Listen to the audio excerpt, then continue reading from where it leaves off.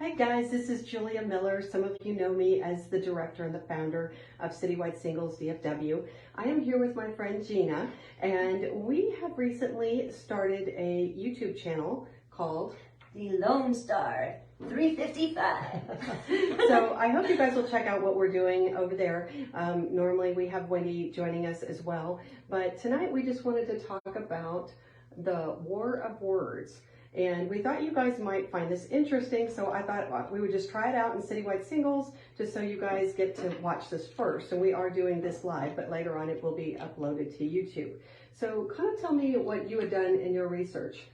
Well, it seems really evident that our government has declared war on conservatives in America, and the way that they're waging this war is actually through words. That's true. Primarily through incendiary language, like when he gave that speech, right? What did he say? He said that MAGA Republicans were a threat to democracy. So the speech that we're talking about is, you guys probably saw Biden speak about a week ago, where there was a red backdrop and there was a Marine on each side, and it was kind of creepy, and you kind of thought, what is this? Like, I have never seen a president give a speech like this. But what was it that he said specifically? He said that MAGA Republicans were a threat to democracy, and MAGA Republicans were a threat to democracy. That was the quote.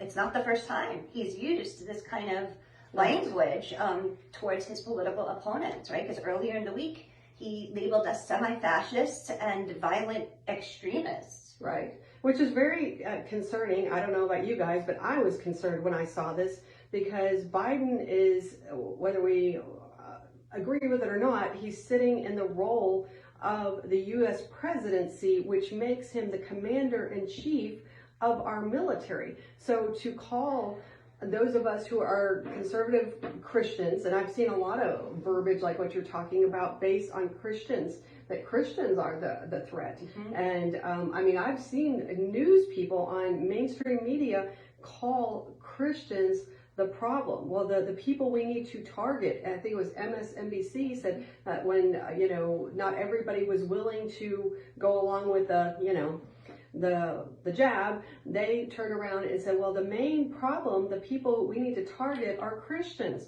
And I thought, you've got to be kidding me. So I don't know. I want you guys to put some comments down below. Tell us what you think. But Gina's going to go on a little bit further and tell us a little bit more about this war on words. So this administration is using words in a way that we haven't seen in America before. Towards, at least half the population, they've altered the definition of what we always knew to be recession and inflation, and they call anybody that disagrees with their agenda racists, bigots, homo, trans, Islamic phobists, and so they control the narrative and perception to kind of win this game. So if we are going to survive and win against this war of words, we have to learn to be unaffected by these insults, because this is how they're able to control us. So we have to get used to these names. Like, as kids, we knew, right? What did they used to say? Sticks and stones? Mm-hmm, mm-hmm.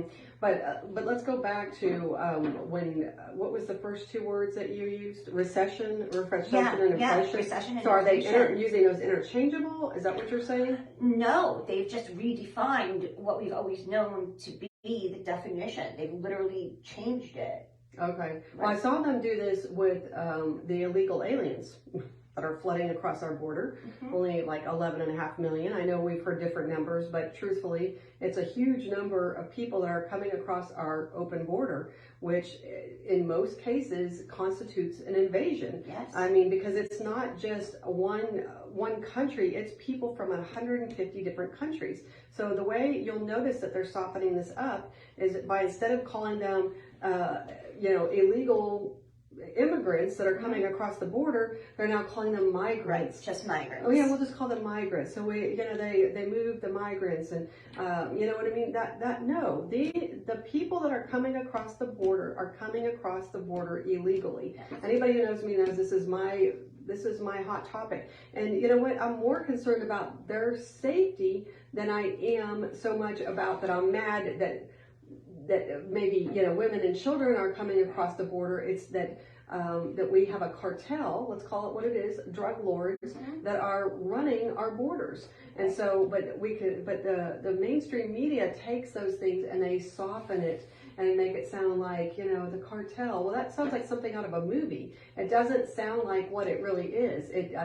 They're drug lords that are selling people and raping them, to be honest with you, and putting armbands on them of different colors.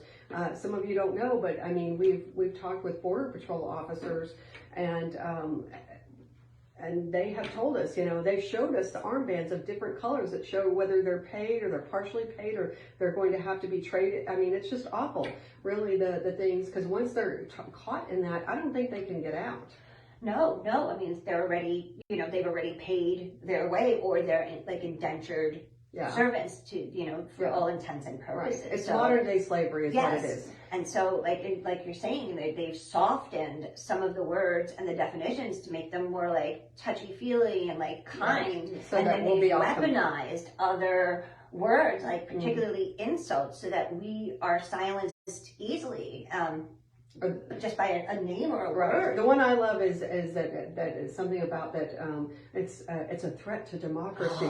That one just goes all over me. They say that all the time, right? And I'm like, we're not even a democracy. We're a constitutional republic. Right.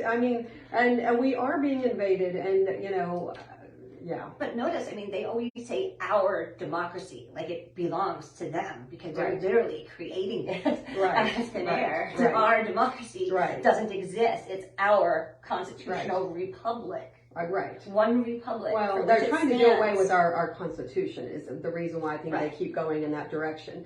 So I know you had some thoughts on how we can kind of combat this. Right. So basically, how does this affect Texans directly and specifically? Many Texans have conservative values, and these are increasingly being attacked through the use of insulting language. It's really so crazy that just one word, you're a racist, can shut down the whole conversation. So it's like words. Well, we're being guilted into this silence. Right. Nobody wants to be called this name, but Texas, as the state that literally holds the fate of the nation, must take the lead and learn how to maneuver in an atmosphere of insults.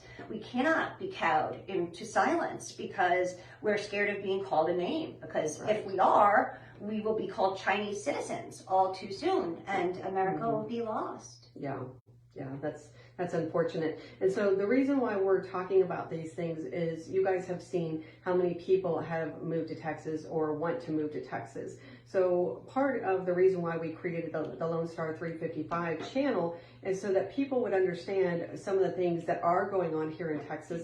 So we're going to be talking about other subjects, but I knew that I'm most comfortable with you guys, and I wanted to bring it to you all first so that you guys could comment, give us some feedback on this, and just kind of let us know what you think.